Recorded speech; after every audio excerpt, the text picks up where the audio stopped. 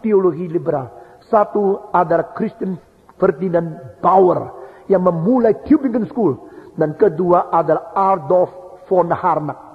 Adolf von Harnack berani mengatakan dengan sangat-sangat menyeleweng. Mengatakan apa? Mari kita meninggalkan Paulus. Mari kita kembali kepada Yesus. Waktu saya membaca, saya mau tahu apa artinya. Dia mengatakan, Paulus memberitakan Kristus, salibnya, darahnya, keselamatannya, penebusannya, penanggungan dosa. Itu semua bukan ajaran dari Yesus. Jadi mengatakan, let's depart from Pauline Christology. Let's return to the religion believed by Jesus Christ. Menurut dia, mari kita kembali menerima agama yang dianut oleh Yesus. Maksudnya Yesus tidak mengajar dia mati, dia menebus dosa, dia menanggung dosa, dia dihukum untuk kita. Itu semua interpretasi Paulin, interpretasi daripada Paulus. Pada waktu saya menyelidiki, saya coba kembali ke Alkitab, memikirkan apa betul. Karena teolog-teolog kalau berbicara selalu bersifat otoritatif. Kalau mereka pengaruhnya besar sekali. Pada pertukaran abad 19 ke 20, itu di Berlin, Adolf von Harnack memberikan 3 ceramah yang berjudul total namanya What is Christianity? Apakah sebenarnya kekristenan itu? Dan 3 ceramah itu langsung dijadikan buku, sesudah itu diedarkan di seluruh Jerman, langsung menjadi populer luar biasa. Tapi di dalamnya sebenarnya hanya 3 poin yang penting. Pertama, Allah itu Bapa semua orang. Jadi semua orang itu anak Allah. Poin kedua. Ketiga, jiwa manusia mempunyai nilai yang boleh dikatakan tidak terbatas. Di dalam poin-poin yang penting itu dia mentiadakan perlunya keselamatan. Perlunya Yesus sebagai penebus. Perlunya salib dan kebangkitan. Perlunya darah Yesus membersihkan dosa manusia. Semua ditolak oleh liberalisme dari Jerman. Adolf von Harnack. Akhirnya saya menemukan memang seolah-olah benar. Keselamatan, penebusan, Yesus menebus kita, darahnya membersihkan dosa kita, itu semua kebanyakan diajar setelah Yesus menggenami keselamatan. Tetapi bibitnya ada di mana? Bibit ada di dalam Yesus Kristus sendiri. Nah, saudara-saudara perhatikannya. Ini di dalam Ibrani pasal 2 ayat ke-3 dan 4 ada 3 lapisan. Yesus bicara sendiri. Kedua, yang dengar itu menerima dan memberitakan lagi. Ketiga, kita ikut menerima yang bisa dipercaya. Nah, ini 3 lapisan betul-betul terjadi. Karena apa? Pertama, keselamatan ini dibicarakan oleh Yesus. Nah, saudara-saudara, saya mau tanya pendeta Yohanes Lili ada di sini tidak? Yesus ada bicara tentang keselamatan. Dia banyak menyembuhkan, mengusir setan, lalu berkhotbah tentang kerajaannya. Kapan dia bicara mengenai penebusan?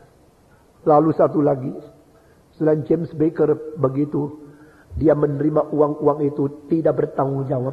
Akhirnya dia menjadi orang yang jatuh di dalam uang, jatuh di dalam seks.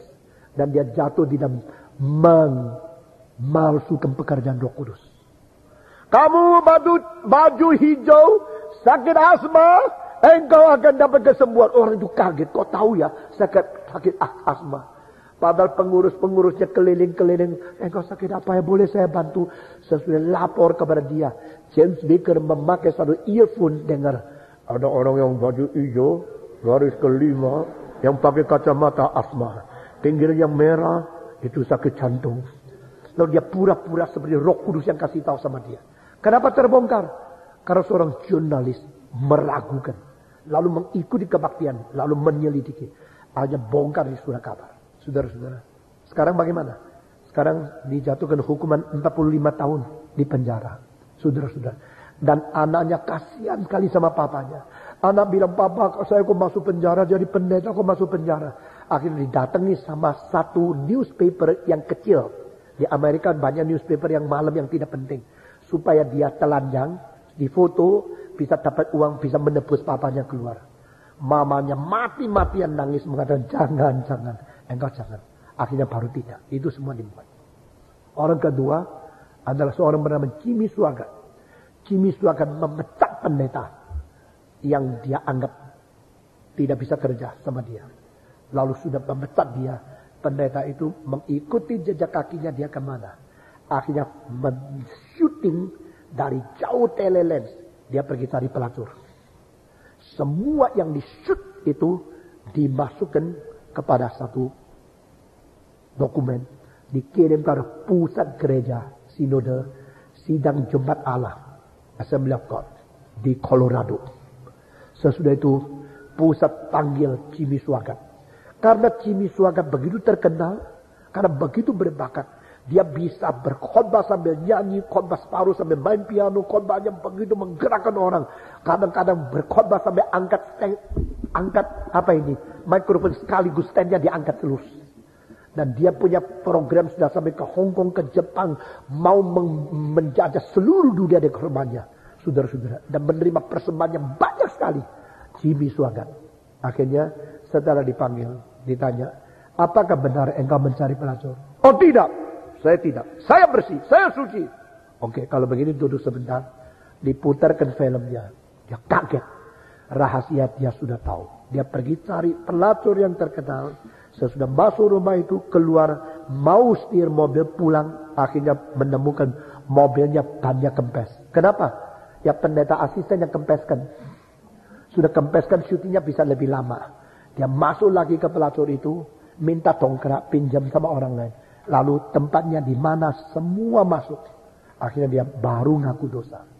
Saudara, ngaku dosa bukan karena diketemukan orang. Bukan karena orang lain tahu baru engkau ngaku dosa. Ngaku dosa ada karena tergerak oleh Roh Kudus, sadar sendiri bersalah kepada Tuhan. Itu namanya ngaku dosa. Setelah dia mengaku dosa, akhirnya dia tetap berkhotbah kepada 8.000 orang. Dan malam itu saya ada di Amerika. Dengan air mata tangisan. Seolah-olah dia ada Daud yang bertobat. Saudara-saudara, saya berdosa, minta pengampunan Tuhan dan Anda sekalian. Engkau sering dengar khotbah saya, ternyata saya seorang berzina.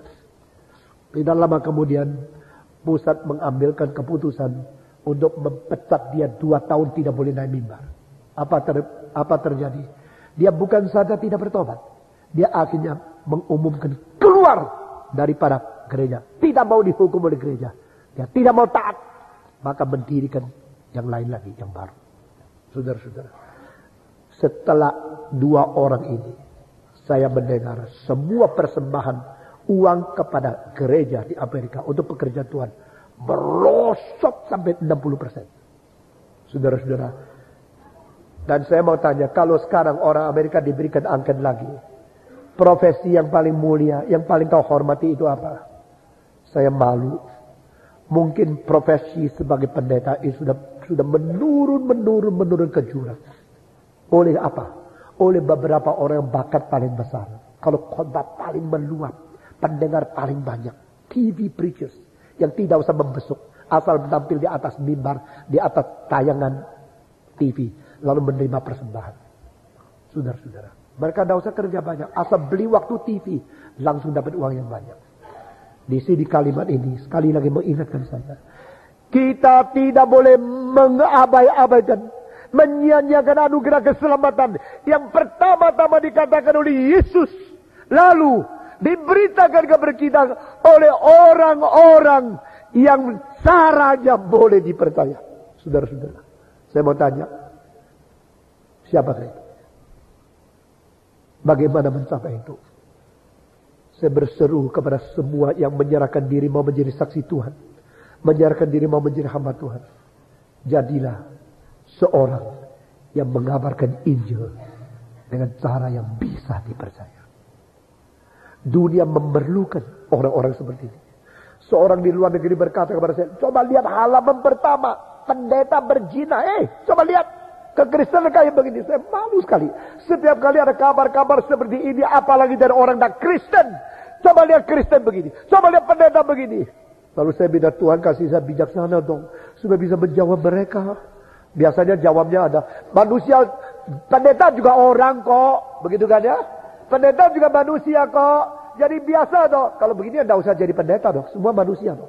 Ada apa lu ngajar saya? Tidak boleh ini, tidak boleh itu. Sendiri jalankan. Saudara-saudara, ada apa? Yuk, didik saya. Profesor Otto Werner Müller, orang Jerman yang berada di Yale, selalu berkata kepada murid-muridnya dengan kalimat, "Who are you that you think you are qualified enough to stand before others and tell people what to do?" Siapa kamu? Kenapa kamu kira kamu boleh mendidik orang muslim begini, muslim begitu? Hak apa kamu menjadi lebih dari orang lain? Engkau bilang pendeta juga orang kok. Jadi orang juga bisa berdosa ini loh. Jadi tidak apa-apa, dapat. Kalau begini ya sudah, saya tidak usah ke gereja.